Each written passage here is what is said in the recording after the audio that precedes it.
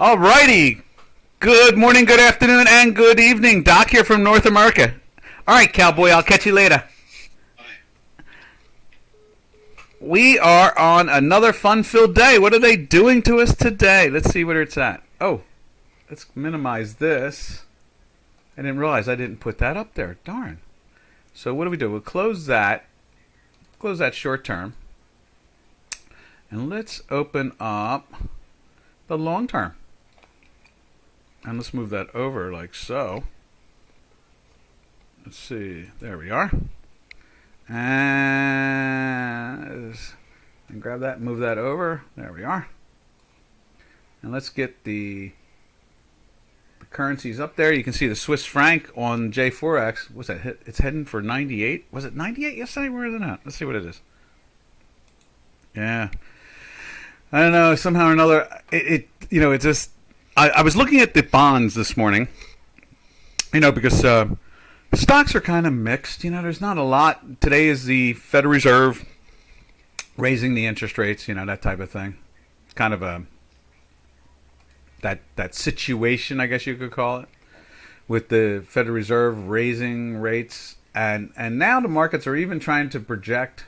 I like that word, project. In other words, they're trying to point out that looks like they're looking for a 3/4 point increase going into June, which I really have my doubts, but we'll see.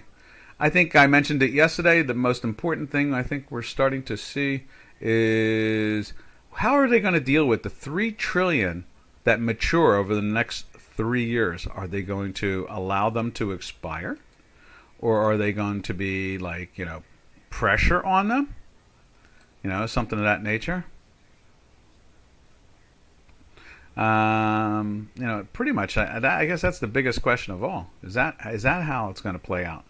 Will they let the $3 trillion disappear and allow that balance sheet to come down from $9 trillion to $6 trillion, which would be kind of really nice. I mean, that's where we're really at. There's a real hunger to see the balance sheet reduce itself, and so that's kind of like the snowball coming at us out of nowhere. One moment it's just so pretty and white and so nice, and then somebody throws a snowball and smacks you in the head. So we will see how that rolls along. All right, there's the currency. Let's get that currency open. That was oats. I don't think we need to see oats at the moment. Oats and dotes and little daisies. Diddly diddly wop. All right, and let's see how the Swiss franc looks on Chicago this morning. That's the only problem with the Hinky-Ashki. I guess I should redesign this on some level so you can see the Hinky-Ashki bar on one spot, but then you can see an actual bar chart on another spot showing you where the actual live trading is. See, that's what we have on the left side there. See, it says 97.99. Now, what is that? That is UUP. Let's see what it looks like right here. There it is. Dollar Swiss. Now, gold kind of, flattish to down. Nothing major going on there. Hey, Robin. That's what we're seeing at the moment. Crude oil up about $4. Gold down about $4. It's that type of thing going on. Dow Jones Industrial Average up about 110. S&P's up 15. Nasdaq up 35. I saw most of the European markets were kind of down the last I saw them. Let's just double check that. Yeah, so I'm looking at like the FTSE is down just 24 points. The DAX is up 5 points. The CAC 40 is down 31 points. I guess the Australian market, AEX, that's unchanged or went out unchanged. The stocks, was that a stocks 50? I think it is. That's almost unchanged. So overall, the marketplace is kind of quiet. Asia, as usual, taking it on the chin, especially Chinese. The Hong Kong is down 232, so we got the Nikkei down 30 points, which is nothing since it's a 26,800 index, compared to the Nikkei, or the Hang Seng, which is 20,000, almost 21,000. That was down 232 points, so there's some pressure there. And in Shanghai, they're actually showing Shanghai up for the day. I guess the the People's Bank of China stepped up and bought or did something of that nature. And you can see right there the Swiss still very firm, the weekly very firm. They just don't have that much hunger to shift it. They really don't. All right. So from there, over there, the Yanks are coming.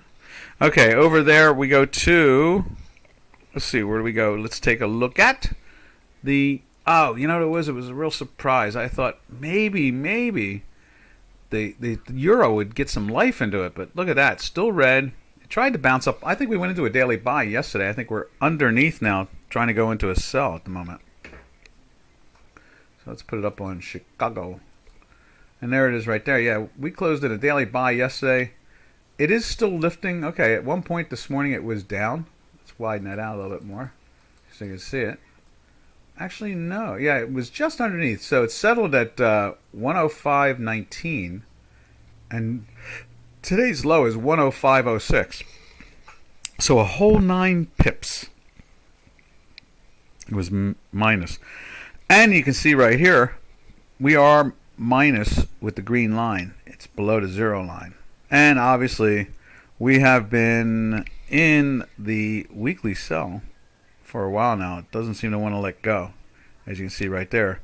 Back in early February, first week of February, and it was as high as that week of 114.95. So that is not. Yeah, I thought that we were going to start seeing some strength. I really did, and we may. I guess I understand. Let me say something I heard this morning from yesterday. They took out the chief of staff. She's injured. It was a female chief of staff of like the military in the Russian military overall. So, I guess what's his name, General Milley, the one we're always complaining about here. That's the head of the the armed forces here in the United States, the lead general, and the Russian one was injured. They've blasted over 20 leading generals, and something like 10 or 11 of them are dead, and 8 or 9 are injured, and the head of the, let's put it this way, the intel that they're following now, supposedly this morning and yesterday, the Russians are a tad surprised. They're a little scared because I understand that the head of the armed forces showed up along the front lines, and the Ukrainians fired on them, and they're injured and they're in the hospital right now. So that supposedly has the Russian Federation's military kind of back on its heels a little bit, realizing that they are having issues about winning this situation. And so I guess, I don't know if it hasn't, they're not really talking about it here in the United States. I heard, through Stars and Stripes, that type of thing. So they're not telling you on the media. We're not hearing it on the media. But that happened over the last 48 hours. And that's pretty high ranking, No wonder there's talk about Mr. Putin needing some type of surgery. On May 9th, he may be just in the hospital bed waving to everybody, going like, oh, I can't really be with you because I have to have this surgery. Does it sound like they're trying to run away? I don't know. I would think we would see it in the marketplace, but I don't really see much in this marketplace. And now today is Fed Day, so that's going to be even more irritating. So there's the euro. And we see it there on J4X. It's doing the same thing. It's kind of, the green line is trying to turn up. It's been turning up since back in here, is it? I think it's this one right there. So we're really chopping along here. That's what we refer to in the old days as a mixed market, because something might be up, another thing might be down. It's not like they're all moving together. It's kind of like watching the just kind of sideways, no conviction type of action. I think that's the best way to describe it. Now from there, we'll jump over to the British pound, looking the same way, and being on a green line since like back in here, which is pretty cool. And let's see what it looks like over here on Chicago. Is this another quiet day? Is today Wednesday? Yeah, it is. It's Wednesday. So it's a quiet day, Wednesday. Happy hump day quiet. So, you can see there, it tried to get into the buy yesterday. That wasn't, let me just put it up there, what we sent out. Where's it at? Right there.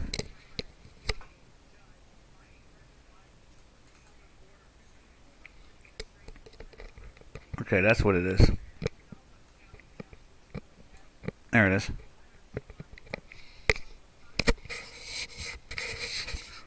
You can see there yesterday, right at that spot. Does that show it? I can do it this way. Right there on that spot. You can see it's a red and a green.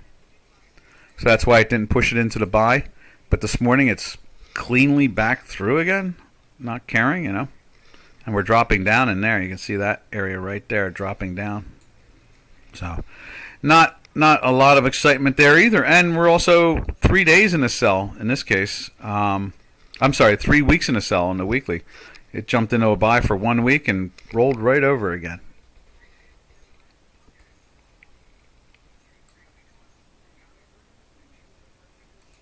There we are. Now, from there, we are marching along really fast. So let's see, what else can we look at? We'll go to the Turkish lira like we always do. And we'll go to the dollar Turkish lira first. Right there. Trying to come back to the range. It's just on the top part of the range. Right there for months.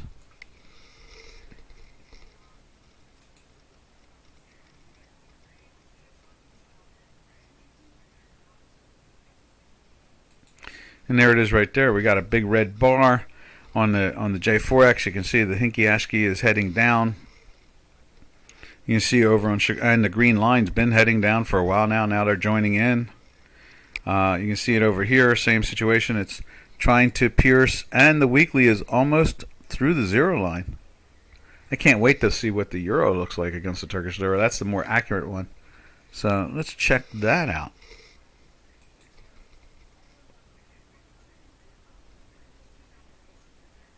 Right there. 2 days. And was it 2, 4, 5, 7 out of the last 8 days it's been aiming down. Now we just need this green line to turn right there down at the bottom. And when it comes to right there, let's see what it's doing now. We were in a green too. And now we're back into the sell right there. So the pressure is on. Next few hours this should turn down. This is a daily. And you can see we closed in a weekly sell last week right there. So the pressure is on in this product. They are pushing it down. Down, down, down, down, down. We really think it's going to go to this 50 percentile right there of the range. It's bounced off of the 0.618 right there. So, and it did it way back here. Can you see that? Let's see what does that. You can see it did it way back there too. Played with the 618 a few times back in, what was that? That was, when was that? Back in March? Yeah, March. In the beginning of March. So I think that the Turkish lira, which started the week off with a hit piece from Bloomberg, which I thought was really incorrect. But that's nothing new for me, because I think most of things said by, the editorial side of Bloomberg is always incorrect. And not only that, the market opinion sometimes is really just pure spin. The only thing I trust on Bloomberg is the last transaction, and that is about it. Just the transactions. I don't trust anything else. Their opinion and their ideas are really all over the place. George! Howdy, howdy! And so that's kind of our view of the Turkish lira there. We think Mr. Erdogan is doing fine. And he seems to be come up with an interesting recipe to resolve, how do you get foreign investors to hold on to your currency? And that is give them free puts. That's what the Chinese should do. Float their currency and give out free puts. But they can't. Their GDP would go collapsing. If they had a currency that actually floated, it'd probably be trading in the 16s or 17s. Stuff like that. So, hey, George. Money, money. ABBA. Remember that song, Money, Money? So, that is where we're at when it comes to the Turkish lira. George, you have anything you'd like to look at? I'm so looking for questions.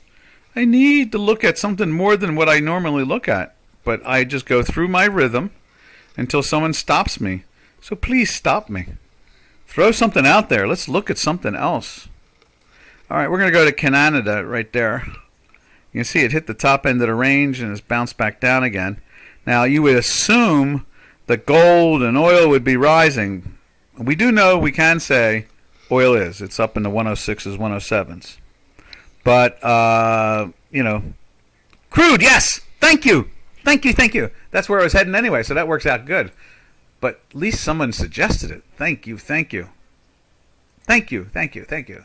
Yeah, and that's Robo gasoline. I think we'll look at a couple of these things. There's Robo. Robo's heading for the highs. Look at that. So there's Robo. That's unleaded gasoline traded at the exchange. And there's the high there of 364. And today it's trading at 363.08 is 363.68 is the high. So we're almost getting ready to take out. I think that might be all-time highs. I think it is. Now let's take a look at. Let me just throw one more thing at you, George. Now you got me excited. Now here is the diesel one they follow. This is the heating oil, and that's what they follow as the diesel. This is at all-time highs again. At least it was at one point this morning. And I understand that diesel in the United States now is up in the 5s or something like that, or 5.24 at the pump. Now let's jump over to June crude. Boy, they came off the low here yesterday, didn't they? They tried to get into the sell. We had a red and a green. It was down lower, and next thing you know, it lifted back up, and we've been in that daily buy now 2, 4, 6, going on an 8th day. The weekly, look at this. Looks like a ski slope. It's taken off to the moon. July crude. Let's go take a look at July crude. See, that's what I'm talking about. That's so cool. We're going to go open up something new. I like that. So let's go like this. Let's make a copy of this. Copy that window. Paste that window. Go down to the bottom where it's sitting, right there. Let's see. Activate it. Okay. Wipe that out. Remove. Let's put July in there. We're going to be moving there anyway in about 2 weeks. So we go like that. Add. That would be Charlie Larry. Look up. Oh no, futures. There's Charlie Larry again. Crude. Look up. And let's go to the ends like in Nancy, which is July, like in the 4th. July. Money, money. Do, do, do, do, do. Now I got that ABBA song in my head. Okay, July, July, July.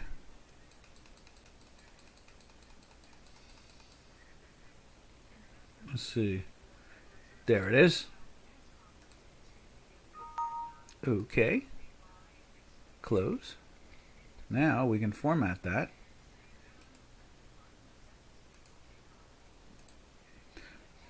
And that one there. Let's put the weekly in there too. There we are. Now let's take both. All of us are looking at this for the first time in Doc Math. Look at that. They didn't even give you a red and green yesterday. And you can see it's trading at 104.8 at the moment. And it's good, clean 4 weeks in the buy. And so pretty much lines up. I guess we can move this over. So that's the sell.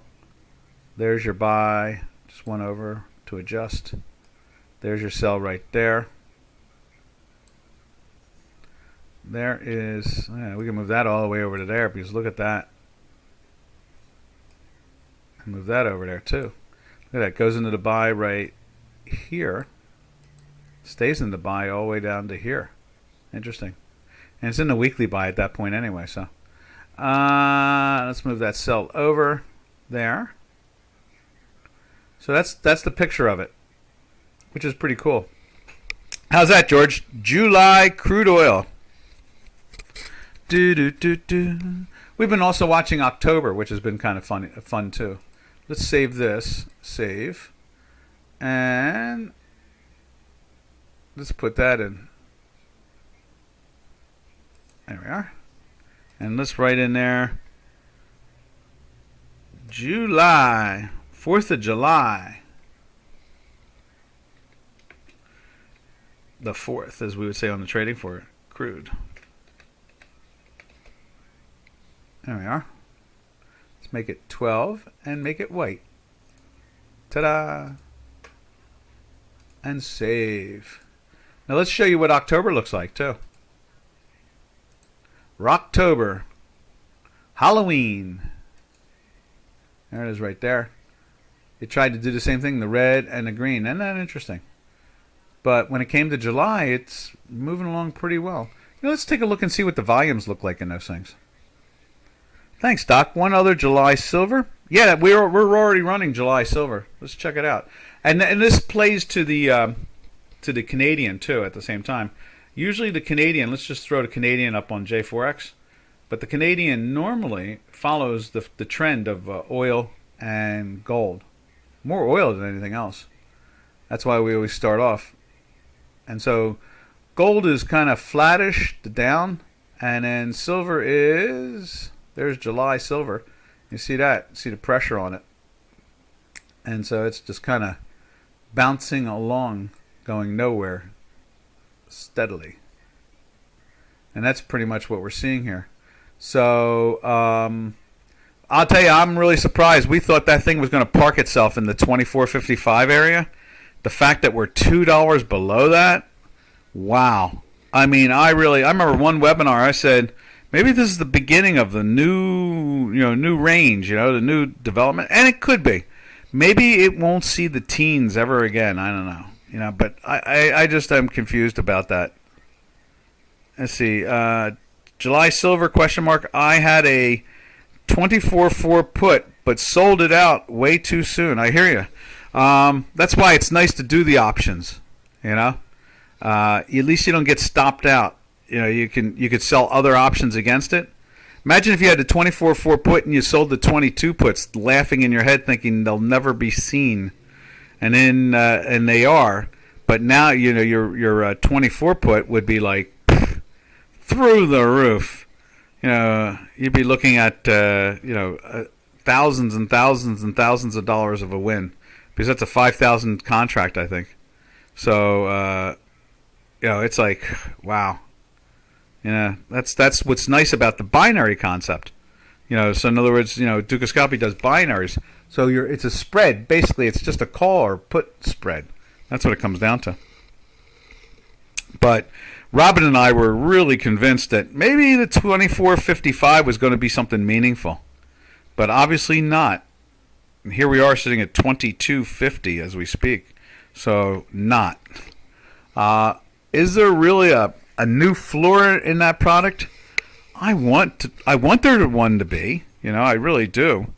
I mean, 24.55 is like 50 percentile of the all-time high. So we were like hoping that the 24.55 might mean something, since it was such resistance at one point for over a year.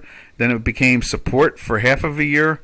We thought, wow, this is really cool. Maybe we finally found the true bottom in silver. But no, we have not. And so you can see there. And then when you look at Canada right there, you can see it's moving down too. So with oil going up in value, that's usually the pressure that goes with the Canadian dollar. George, you got 11 more questions. Remember, it's cheaper by the dozen, so you can go after 11 more. Oh wait a minute, you did silver too. So, but I don't count me showing you October and me showing you in oil and showing you unleaded gasoline and heating oil. So they don't count. So you've got 10 more questions. You're left with 10 free more questions. How's that? All right. From there, the Canadian.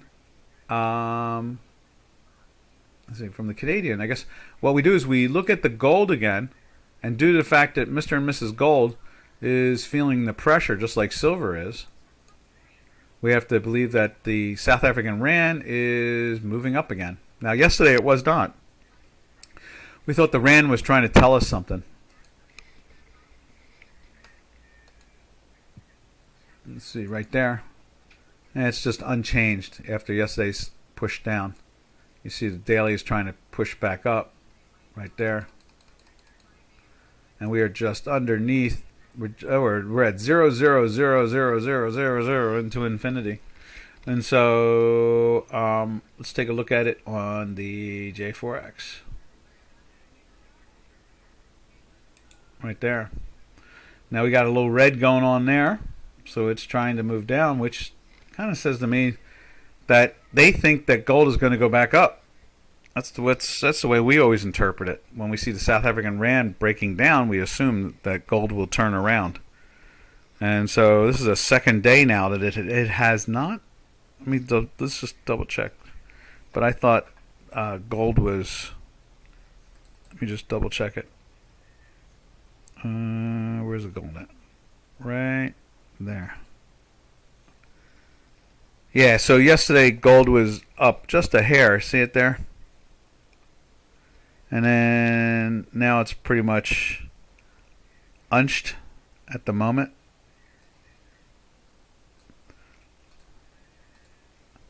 So it's kind of a little disappointing. But it is down. You can see it right there. And so, it moved up yesterday, and South African rand went down, and it led it because in the morning, I think gold was unched, and we saw the South African rand pushing down. So it was definitely giving us that heads up that said, hey, looks like there's some strength there. Now, from there we go over to copper. See what the copper's doing. You see that's trying to lift up a little bit, but the metals are kind of sideways down. All right. Now let's jump back over to the currency that will not be named. And you can see here it's trying to get into the sell there today. It's locked to the dollar, so it's locked itself to the dollar right around here. In other words, the Russian Federation is now trying to guarantee their currency on gold and oil, which means arbitrageurs are going to keep it in line because it's locked to the dollar. So they're going to keep it pumped up. And as time goes on, they will exercise. If it's backed by that currency, some people arbitrageurs will buy it and sell it. And I guess once the what do they call those? The sanctions are dropped, this currency will trade like the dollar tightly. And right now it's already anticipating it. It's at 4-month lows or something like that. When's the last time the low there now is 66.15. Yesterday it was 66.45. When's the last time we saw this product in the 66.15 area? That was, let's see, 66. Let's assuming widen. Let's do this. We'll widen it. Can we widen it? Yeah, there we are.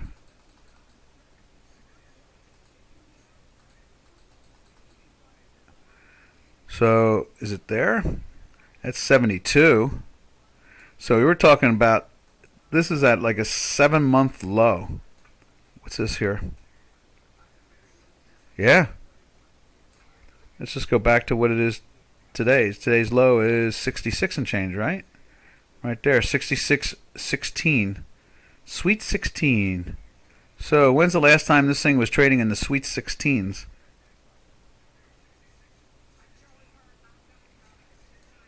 There it is right there at 71. That is June of last year. So it's at a 1 year high?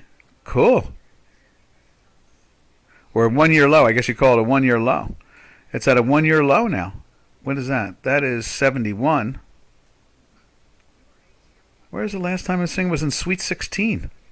Wow. It's a couple years. So lock your currency to the dollar, and this is what happens. It's exactly what happens.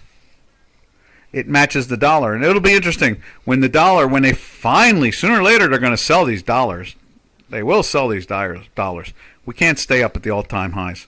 So we'll see how the Russian currency moves from there. Alrighty. From there, we jump over to the yen. See how the yen is doing. Yen's trying to get back into the buy here today. It's got a red and a green. And we're still in that long weekly buy. Let's take a look at it over here on J4X. Like so. It's been green all along, and the line is trying to break down.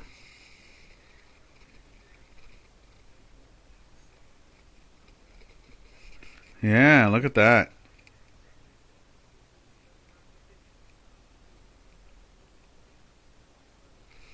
Wow. They're talking about the primaries yesterday. Sounds like Democrats had a lot of issues yesterday. And the Trump Republicans are winning. So far, there's only one Trump Republican in the whole country not winning, and that is the guy running against the governor in Georgia.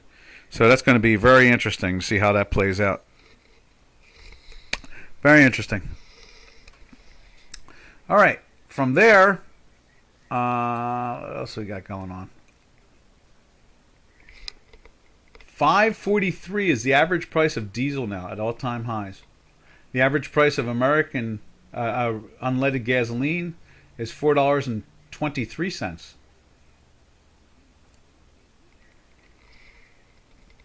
And so there is the yen trying to climb back into the buy again, and that is at a 20-year high. Wow. Last but not least, we slide over to Mexican peso. This is the second day. You can see that in the sell.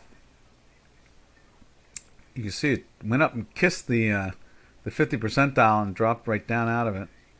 That's about 5 days ago now. Thought it was going to go visit it again, but no. Maybe it's going to go after this again, which means it's gaining against the dollar, which is kind of interesting because everything else seems to be losing against the dollar. So the Mexican peso is firming up. Now, they're an oil nation, so they should do pretty well, you know. I think they produce 4 or 5 million barrels a day. Now, from there, we're done our currencies unless someone wants to see something in the currency universe. Matter of fact, I want to see something in the currency universe. I want to see that GBP JPY. I'm sure it's going to look the same way. Nah, how about that? So we went into the sell there. We went into a buy there. And now we're back into the sell there. So, but we're in a weekly buy overall. Okay. Just thought I'd take a look at that. We don't look at it that much. We have one person, 47, I think, comes in and looks at it. Alrighty. So from there we go over to the metals complex again, and we've seen copper and silver and gold all kind of losing their luster, I guess you could say. Nothing major. And we've pretty much worn you down about the idea. We really thought that 24.55 was something meaningful, but obviously not. So, so the next place for it to go is, where's it going to go? It's going to go to platinum. Let's see what platinum. Now, platinum was in a daily buy for like 4 or 5 days.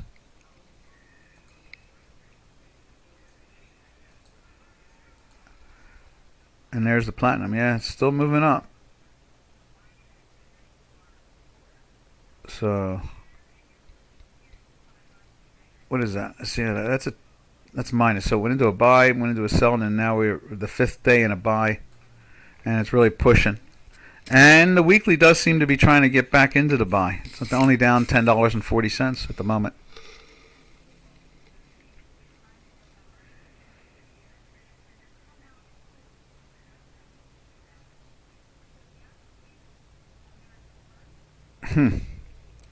All right. Now from there, we go over to the energy sector like we did for George, and we looked at all of them. I was so excited to do that. I think that was really cool. We'll just give you a quick flavor again of the front month contract, and that is it's holding up pretty well in there. I think it's going to vacillate like this for a while. I kind of doubt we're going to see the 120, 130s.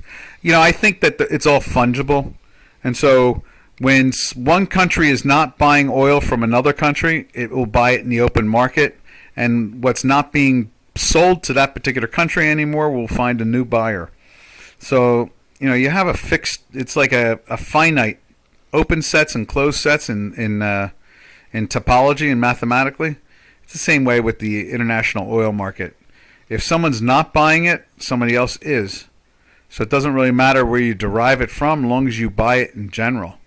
Now, if it's in your own home country and you manufacture or produce as much or more, then it's kind of even more interesting.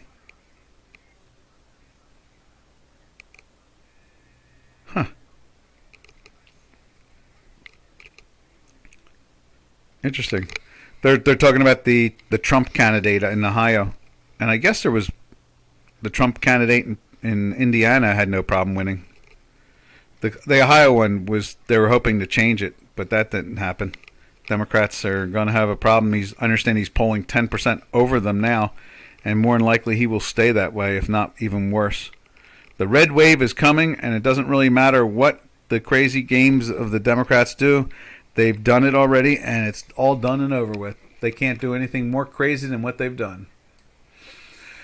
All right.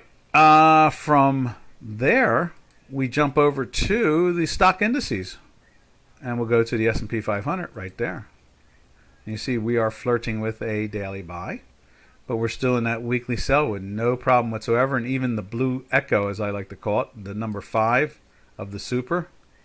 Let's just show you that again. I like to highlight it like that too.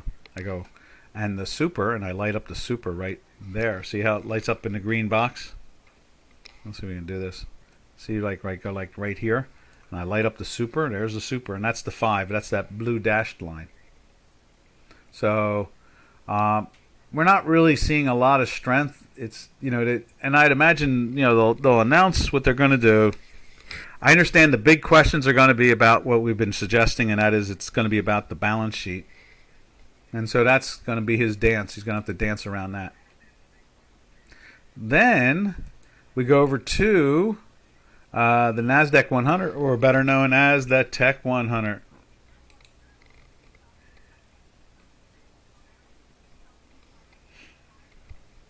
Where is it at? Right there. Not there. There we are. So that's the Tech 100. And you can see there it is pressing slow and steadily, in that direction of trying to be up. But it's in a weekly sell, and you can see there also the blue dashed line is not really exploding. It's not like doing one of these things here. When you get these things jumping through the zero line together, boy, it can be very explosive. You can see here it jumped through there on this day, or that day, was it? And you can see, on the 17th, and it went from 14,100 basically in literally 2, 4, 6, 8 days. It went to 15,200. Went 1,100 points up, and that's why we pay attention to it. It can be very explosive in either direction. It's a good indicator at times. We haven't labeled it very clearly yet because I'm still doing the research on it, and I can go literally a whole year plus, if not 2 years, of research before I'm willing to tell somebody to try to utilize it in the newsletter way we do about showing our charts. Our charts are our newsletter, and so We just leave it out there and let you try to interpret it yourselves, and we go from there. Sometimes people interpret it better than us. And then there it is there, the Dow Jones. Oh, did we do the... Yeah, we did. We did the S&P 500, didn't we? There's the S&P 500, yeah. So it's lifting through it. Okay, so then last one is the Dow Jones Industrial Average. And it's also trying, but look at these. 2 red greens in a row. It is above the zero line at the moment. And again, this market is now, let's see, it's a 9:10 with 20 minutes to go for opening in the stock market here in the States. And at 2 in the afternoon, my time, he will announce and then have his news conference. So you're talking even 10. You're talking 4.5 hours almost, if not more actually. 4 hours. It's under 5. Let's put it that way. So we're going to be kind of trapped around here unless some type of rumors come out. You know, like the Supreme Court stuff where they do these rumors, not facts. They're just rumors. Indeed, indeed. All right, so that's the stock indices. So from there, let's see. Let's close that. And let's take a peek at, see what soybeans are doing. Let's put soybeans up on J4X. Because people got to eat, right? People got to eat. There it is right there, soybeans. And you can see this is, I think this is July. So you can see here it's been moving down. They've come down from the $17 area, 17.5, down to the below 16.5, so it's lost over $1. Let's show you July beans here.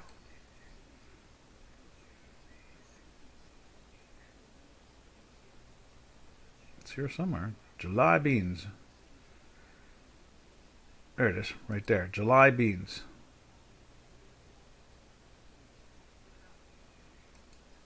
There we are. Yeah, and you can see 16.40 right now. It says the same thing on J4X. You can see we've been in the sell since here. So they slammed it that day. Went in the sell here, and it stayed in the sell and just keeps on, you know, went up for a couple days after going into the sell. And it took 3 to 4 days before it got down below it again. And at the same time, you can't be short. Why, traders? Because of this. So you know that you don't want to be long either, unless you're a farmer. Then you need to. Then you can hedge it. You know, as long as you have inventory, you can hedge it. But if you're just trading it as a trader, then it's not a very safe thing to play. So in this case here, you weren't short for that move because you had the weekly buy going on here. Now let's look at November, which is the true old crop. Right there.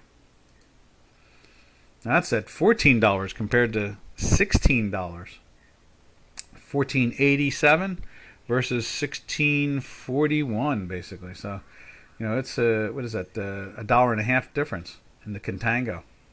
And same situation. It's been in a weekly sell since that day right there. But you can't really take anything now.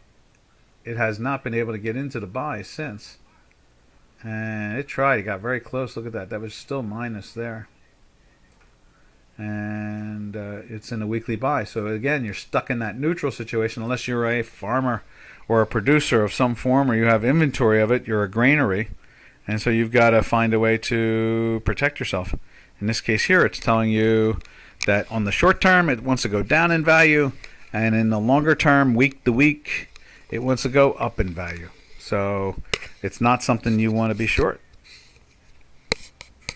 And then we'll take a look at the one that's expiring next week. And that is the May beans right there. Now that's last year's crop basically. And you can see here it's towards the all-time highs. Well, it's $1 off of it. And you can see it's been in the sell since there. And what else can we say about that? In the daily, you know, the daily's been in a buy 5 weeks, not 4. So there's a lot of pressure on this. You know, and that's the way most of the foodstuffs are. You know, we're seeing prices increased everywhere on the planet, here in the States. That's why American citizens think the dollar is worth nothing right now. Because they keep on saying, oh my God, the dollar is worth nothing. And I go, no, it's at all-time highs against all the other currencies. And then there's always silence. They go, what? Yeah, it's at all-time highs against all the other currencies. It's like, no, really? It's like, yeah. It's up in that range, the all-time highs. Some depending on the currency and so forth, and the stock and the index itself. The dollar index. It's like banging away at all-time highs. So, we're seeing now. There's remember 6 currencies that make that up. Was it the euro and the yen, and then the British pound, then the Canadian, and then from there the Swiss. And then last but not least, the kroner. No yen. No yuan. I'm sorry. No, what do they call their currency in China? The yuan. No yuan, because it's not a floating currency. It's fixed by the government. So it's not even linked to anything. And it's only linked to the communist idea of what a currency should be in value. Remember how the ruble was? Ruble was always hanging around 4 or 5 or 6 ruble to the dollar, 5 ruble to the dollar, always hanging in there for a long time during the Soviet Union years. And then when it was allowed to float, where is it at now? Trading at 67? That's why the Chinese won't let their currency float. They know that when they let that currency float, it's going to look like a helium balloon. And that will take their GDP and drive it down to be number 6 or 7 in the world instead of number allegedly 2. All right, so that's the grains. That's the soybeans. That's like the big one. And what else do we got to talk about here? Let's take a look at some of the intraday trading for this last 8 or 9 minutes. I myself love looking at intraday trading because we're so good at it. There it is right there. And there's the S&P 500, the biggest stock index of them all. Not counting, obviously, the Tech 100 is the most popular now. But the funds use this more than they use the Tech 100. But they still use the Tech 100. Now you can see here we were in a daily sell right there. And went down a little bit. This is a Tesla in 2/3 or something like that. You can see it's trying to get into a buy. We had a red and green there. You see the green line's trying to break through the 0 line. And it's doing the same thing on the shorter term one right there.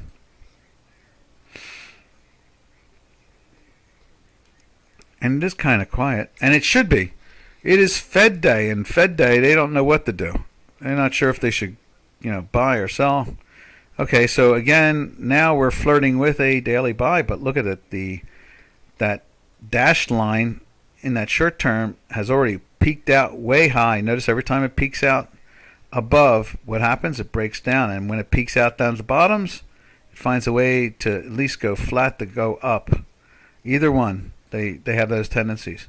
So right now, this has to stay up here, and maybe if it gets down around there but stays in the buy and then starts to turn up, you'll get another run on the upside. But right now, they are quiet. And it's not going to shift much until they get some real conviction there. So from there, what else can we look at? We'll just keep on watching the short term and see if anybody has anything to say about it. And we can discuss some of the characteristics of our math. Now, we're looking at 2 different gases. This is the gas line 3.5 right there. This one here is the gas 5, but it's not a gas line. Now, the difference is that, see how we have only one time manifold here on the gas line? Whereas here we have a gas, and it has a 1 standard deviation and a 2 standard deviation. So that makes it even more interesting with our math, because when it gets up into here, like you see here, the green line pierced it, and then it breaks down, it can show pressure. That's the way we look at it. Just like this tried to show strength. When it broke down below the 0 line, you got just the 2 bars up higher. And that's how we watch it, and then wait to see the next one. Now from here you can see it's tried to turn, well, it did it here, and we got that strength there. And then it did it here, and there's that strength again right there. And it doesn't explode, it just kind of marches along. And that is a sign that when it reaches the second standard deviation, it can be very informative. And that's how we follow that. Matter of fact, what we could do is we go like, move this up like so. So that's why sometimes you'll see I like to try to slide the gas in there just to take a look and see what the 2 different standard deviations are. It's interesting, and that's what the blue line really is in a sense. But it's pushed up even more since this is a gas line. Where's it at? It's gas line 3-5. So the little blue line or dashed line there is the 5. Whereas here, this is the whole thing is a 5. And that's why in some ways it matches up what's going on. Wait a minute, this is a 3. This is a 3, this is a 3. No, it's a 5. Yeah, so it starts to match up. And that is the action we're seeing there. Notice that they look a lot alike right there. Now, this is still perking its head up from that strength and that over extreme sold from this right there. And this is an intraday. That's what's so nice is that we look at the intraday, and the intraday gives us the same results as the daily and the weekly. So it's always fun. Now you can see here the green line went up and touched the highest point of the gas. And let's see what kind of weakness comes out of that. You can see already this one's trying to top out. Maybe it'll get down to the 0 line, and then maybe it'll turn up again. Oop, there goes a mouse. Hate those Mises to pieces. It is amazing how strong these mice are. All right. Now let's put this one to sleep so I don't knock that mouse off the table anymore. There we are.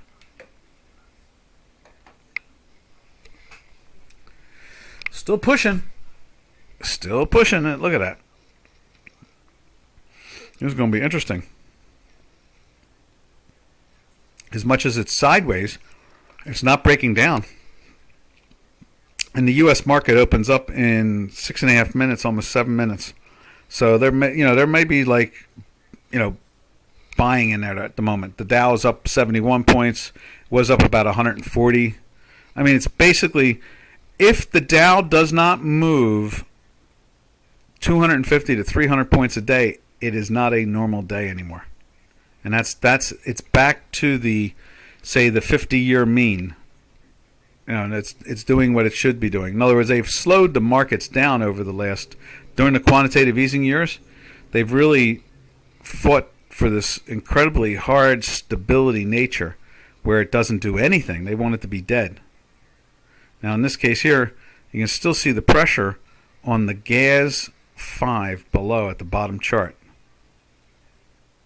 And this is an intraday, so we're not looking at a daily or a weekly. We're looking at it's a 639 contract, which means it's a 1 2/3 Tesla, as I like to call it.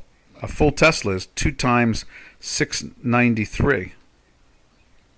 So not being, was it 693? I'm sorry, 396. 396 twice. So you're talking about just underneath 800 points. And so this is 639, so it's basically 1 2/3. All right, there, and you can see this is the intraday. It's still trying to gravitate. Look at it. The unchanges in the sense of the last closes of the last 4 bars have been just like literally flush, almost identical. And this is like a perfect laboratory to show you how this math really works, because the intradays work just as well as the dailies and the dailies work just as well as the weekly. So it settled there at 4180. This one was 417975, just one tick off. This one was the same tick, and right there, that one is at the same tick. So these 4 bars are literally going nowhere, and that's exactly how we suggested as it first. This green here on the gas itself hit the line and stopped. That's what that's all about. Yeah, style. Yeah, there we are. So the green is plot 1, and the blue, you can see it there. Whoop. So, matter of fact, the plot 4 was 98 versus 95. It got very close to it. Very close. Just barely touching. And that's why we went into that sideways to down chop. And now we look for that to tell us, we're watching this up on the gas line 3.5. And now what we're doing is we're watching this, how it stayed in the plus overall. And so we figured there's a second move coming out of it. And this was the weakness. We wanted to see how much weakness came out of that, since it just barely missed it. Now if this goes into the sell, then we'll see some like 2 or 3 bars into the weakness, and it'll be towards the minus side. And that's that, as I've said twice now, that's how we do the research. We look at the intraday, then we look at the daily, and then we look at the weekly, and when they all match up perfectly in the sense of their trends, we know we have the right Tesla. All right, traders, we only got about 2.5 more minutes. So, and you can see here it's pretty much been locked, because of, again, this green line basically touching the top end of the gas line itself. And we're thinking that if it will just hit that, go play with the 0, and then try to turn back up, that will show us strength again. And especially if this green line would try to do that even more, it might go and try to take a second challenge up in there. All right, traders. So today's kind of title to this whole thing will be Intraday Trading should match daily and weekly. I think that's really the best way to describe it. Let's see. There we go. And look how sideways it's been since it hit that. It's always that warning sign. All right, so everybody have a safe and smart trading day here on Fed Day. Catch you all tomorrow on today's Happy to Hump Day. Oh, look at that. We're starting to break down a little bit on Happy to Hump Day. And what we will do is be smart, be safe. See you Thursday. Happy trails to you until we meet again. Happy trails to you, to all our trading friends. Later, traders.